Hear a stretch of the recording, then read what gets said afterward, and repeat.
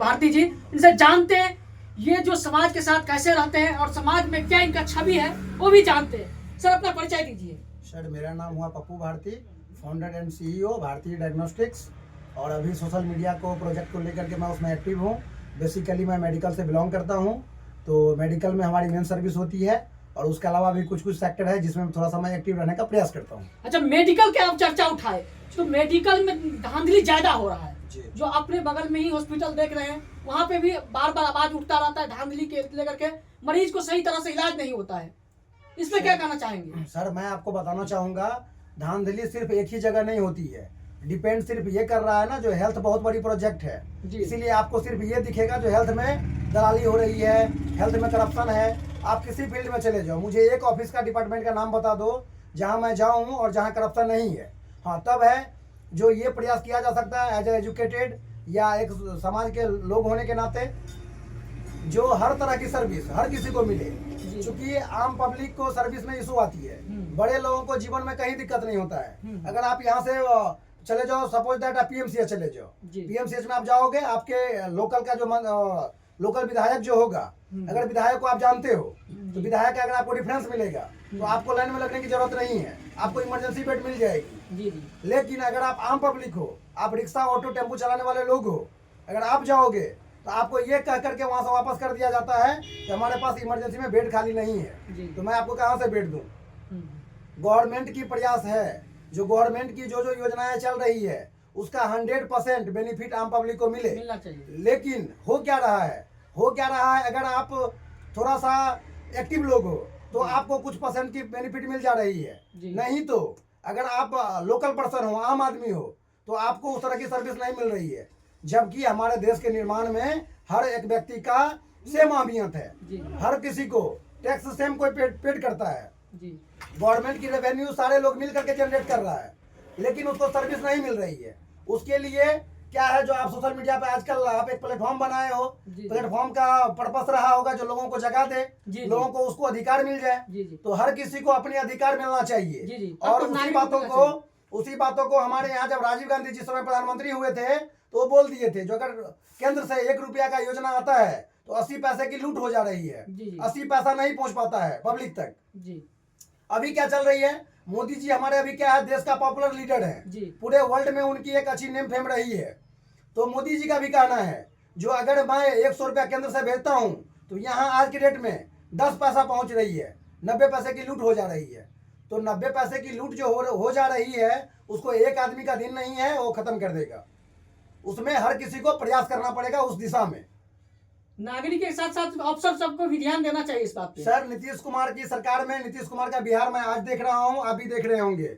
मैं पहली बार पटना 2004 या 2002 में मैं गया था, लालू यादव की सरकार थी चेतावनी दिल्ली में, मुख्यमंत्री शायद नीतीश कुमार ही थे उस समय।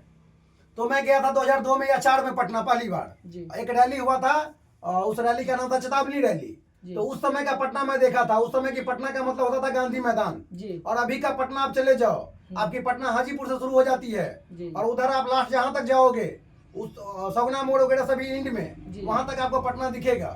तो नीतीश जी हमारे मुख्यमंत्री, माननीय मुख्यमंत्री जो है, उनकी विजन बहुत स्पष्ट रही है, जो स्वास्थ्य की सर्विस हर किसी को मिले, शिक्षा बढ़िया मिले। उसने नारी शिक्षा पे बहुत ज्यादा जोर दिया। पहले हर हाई स्कूल में, हर मिडिल स्कूल में, हर कॉलेज में लड़की की संख्या 5 होती थी, लड़के का संख्या 95 होता था। अभी के डेट में आप चले जाओ, लड़की की संख्या 60 है, लड़के की संख्या 40 है। तो ये एजुकेशन पे हमारे मुख्यमंत्री साहब काम कर रहे हैं। अच्छा, नारी के बाद आप सवाल उठाए तो अभी हाल फिलहाल में एक बीजेपी का नेता जो है, उसका हस्बैंड बोला है, उत्तराखंड का नेता है, कि बिहार में 20,000 और 25,000 में लड़कियां मिलती है। सर ये कब नहीं हो रहा था, और ये अगर आप देह व्यापार का बात करेंगे तो ये शब्द लीगल नहीं है, आप ऐसा नहीं बोल सकते पढ़े लिखे होके। लेकिन करप्शन इन द सेंस ये कह सकते हैं जो हर फील्ड में है ना, करप्शन शुरू में भी था, आज भी है और कल भी रहेगा। तो उसमें हमको ये देखना है जो मैं किस हद तक किसी चीजों को बेहतर कर सकूं, मेरे प्रयास से क्या क्या बढ़िया हो सकता। मैं आज भी पूरे बिहार के पब्लिक को मैं मौका देता हूं, आप किसी प्राइवेट नर्सिंग होम में चले जाओ, किसी गवर्नमेंट अस्पताल में चले जाओ, अगर आपको सीट नहीं मिल रही है आप मुझे कॉल करो, मेरे से जब बात होगी तो क्या होता है, वो प्रयास करता है, डॉक्टर वहाँ का बोलता है, जो वहाँ का एचओडी होता है, जो सर अभी इमीडिएट खाली नहीं है, बहुत इमीडिएट है तो आप प्राइवेट में चले जाओ 1 घंटे के लिए या 1 दिन के लिए, जब मेरे पास बेड खाली होगी तो मैं जाकर के आपको शिफ्ट करवा दूंगा। और अगर मान लो आप किसी अस्पताल में गए प्राइवेट में और वहाँ का बिल बना 60,000 का, 1 लाख का, आप मेरे से बात करवाओगे। मैं सिर्फ अपनी परिचय देता हूँ, जो I am belongs to department medical department. जैसे मेरे से बात होती है, जितना संभव हो पाएगा वो 5,000, 10,000 मैक्सिमम 10%, 10 to 15% आपका बिल जो होगा उसको कम कर देगा। और जेन्युइन जो बिल होगा मेरे सामने वही पेश करेगा। ऐसा नहीं करके देगा जो आईसीयू में पेशेंट था आपको 1 लाख रुपए एक दिन का लगेगा। आपको लगेगा जो उचित जो चार्ज है वो आपको सर देना पड़ेगा। क्योंकि अगर प्राइवेट कॉर्पोरेट नहीं होती, अगर प्राइवेट सर्विस हमारे यहाँ नहीं होता हेल्थ में, एजुकेशन में, तो आम पब्लिक को, हर किसी व्यक्ति को एजुकेशन नहीं मिल पाता, हर किसी को स्वास्थ्य की सुविधा नहीं मिल पाती। तो इसीलिए मैं पूरे बिहार के पब्लिक को बोलता हूँ, जो अगर आप मेरा नंबर उसमें चल जाएगा, आपको दिख जाएगा कॉन्टैक्ट नंबर, मेरा ईमेल आईडी दिख जाएगा, आप मेरे से कांटेक्ट करोगे। मैं फोन 24 आवर रिसीव करता हूँ हर किसी का। तो आप मेरे से जैसे इन टच करोगे, जो आपकी जेन्युइन हेल्प हो पाएगी, जो मेरे स्तर से हो पाएगा, मैं आपको उसमें फाइनली आपको मदद करूंगा। अच्छा, दाखिल खारिज में भी रिश्वत बताया जा रहा है, ले लिया जा रहा है, इस पर क्या कहना चाहेंगे? सर, दाखिल खारिज का मुझे बहुत ज्यादा कोई आइडिया नहीं है, बिकॉज मैं गांव में बहुत कम रहता, मुझे नहीं पता है। मैं बेसिकली मेडिकल से बिलोंग करता हूं, तो आई हैव नो आइडिया। अच्छा, बावरी के रहने वाले हैं, बावरी बाजार से आप भी गुजरते होंगे, इसके हालात पे आप क्या कहना चाहेंगे? सर, मैं अभी 4 दिन पहले एक वीडियो बनाया था एक रोड का, और उसमें मैंने स्पष्ट कर दिया था मीना कामत जी को, माननीय विधायिका को, जो आपके रहते हुए ये स्थिति चल रही है। फिर क्या हुआ, मैं बावरी आने से आजकल बचता हूँ, बावरी में आना पसंद नहीं करता। मेरे पास एक सर्विस होती है, जो भी आपका 4 वाला रोड बना है, मुझे जब भी कहीं मधुबनी जाना होता मैं उधर से ही निकल जाता, मुझे समय भी बचती है। रोड आपका इतना नर्क की स्थिति बनी हुई है बावरी का, बावरी में एक भी पब्लिक नहीं चाहता जब मैं बावरी के रोड से क्रॉस करूं, बिकॉज रोड की ऐसी स्थिति बनी हुई है जहां आप चलेंगे तो आपका पता नहीं चलेगा जो आप कब कौन सा कपड़ा पहन के आए थे और कब आप कहाँ गिरोगे, मुझे नहीं पता। तो ये कम बड़ी इशू नहीं है, बहुत बड़ा वास्तव में मुद्दा है। जो यहाँ का माननीय सांसद, माननीय विधायक या जो मंत्री हो आपके यहाँ का, हमारे मधुबनी जिला का, या जो उससे जुड़े हुए लोग हो, उसको फाइनली मैं ये आगाह करना चाहता हूँ, जो आप अगर सड़क की स्थिति ठीक नहीं किया तो मैं आपको डिजिटल वे में, डिजिटल तरीकों से खुलेआम आपका मैं विरोध करूंगा। बिकॉज पब्लिक आपको वोट देती है, इसीलिए जो आप अपना विकास करो नहीं करो, न पब्लिक को नहीं पता, आप हमारी विकास करो, हमारे सड़क की स्थिति सुदृढ़ करो। हमारे यहाँ लाइन की स्थिति सही चल रही है, सड़क की स्थिति काफी खराब है। अच्छा, विधायक जी से हम बात किए थे बावरी अतिक्रमण पे, तो बोला बावरी में कहीं अतिक्रमण जमीन है ही नहीं।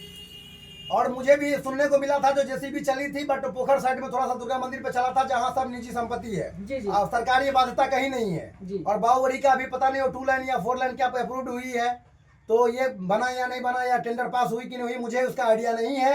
लेकिन मैं अभी अपने माननीय विधायिका को ये कहना चाहता हूँ, जो आपको जगने की जरूरत है, क्योंकि आप वोट लेते हो पब्लिक का, तो काम भी आपको ही करना होगा। ये आम पब्लिक का काम नहीं है। आपके पास पावर है, आप लिख करके अगर दोगे मुख्यालय में कहीं भी, आप मुख्यमंत्री के पार्टी से बिलोंग करती हो, जेडीयू से, आप अगर उनको आप संज्ञान में देगी तो वहां का काम हो जाएगा। चलिए, बहुत बहुत धन्यवाद, थैंक यू।